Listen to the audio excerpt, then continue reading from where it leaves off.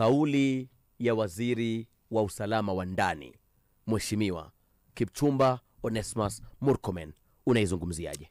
Bwana, it is so uncouth.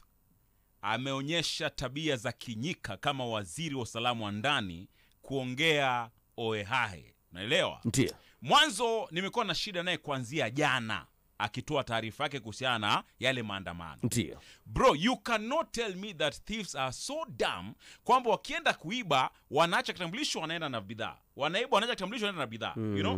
Like there's no way kwamba vile vitambulisho ambao alikuwa anavionyesha pale ni vya wale watu ambao walikuwa wamefanya uwizi. Maana mtu anaweza kuwa alipoteza kitambulisho chake katika ile fracas nini watu na nini kimeanguka. You know? So unasema vile vitambulisho si vya Wakenya? Ni vya Wakenya, lakini ende kasi sio Wakenya walioiba. Okay. Because haiwezekani kwamba ati sasa wataanza na wale. Yaweza kitambulisho changu kilipotea labda archives. Ndio. Kikajipata kule OTC. Ndio. Bro, I'm not a criminal. So if they're going to use those IDs, hiyo mwanzo ni blanda. Alafu kisha kama kwa mfano ni wewe waziri wa usalama wa ndani, mnaanza investigation, why put that thing out there? First of all, that is incompetency ya kwanza.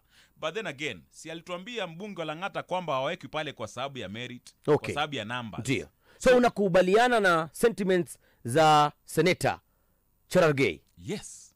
Is it? He is incompetent. Manake mpaka nimeshangaa Wakenya wanasema alivyoshika kile kitambulisho waziri, ati hivyo ndio wanafunzi wa shule za kitaifa huwa wanashangaa huu ndio ule mtihani ule. Yaani kama wanaona, yani nashangaa Wakenya. Kwa mara ya kwanza Wakenya. Yani sijafurahia.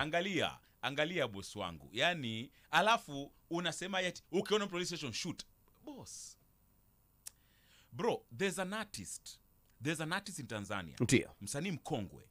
Alikuwa amesumbua sana jamii kwa kulewa. You know, analewa, anachukua pesa za mke wake nyumbani, anaenda na lewa. Ndio. So siku moja akaamua mazee ni aje, enough is enough. Let me go to church repent ili nifanye nini? Nianze maisha upya. Nione uzima wa milele. Yes. Alipofika pale kanisani, watu walivyomuona wakampiga wakamuua. Kwamba ni mwizi. So inaweza kuwa kuna mwizi fulani amua kwamba acha niende police station nikajiripoti. Alafu umetoa order ya shoot to kill. Haipendezi. Yani incompetency from the Minister of Interior. Yani angalia, Cherargei bwana nakubaliana yeye mia filmia. I resign to. Labda ni bahati mbaya tu alitamka kauli ile na sio kawaida yake. Labda bahati mbaya kusema shoot. Tushawaambia polisi waue. Hapo napo walienda overboard. It is too much. Alafu kuna vitu vingine ukishapatia order wa maafisa yako, tulia kama mkubwa. Tulia, unapapatika nini? Hiyo ni order nzito.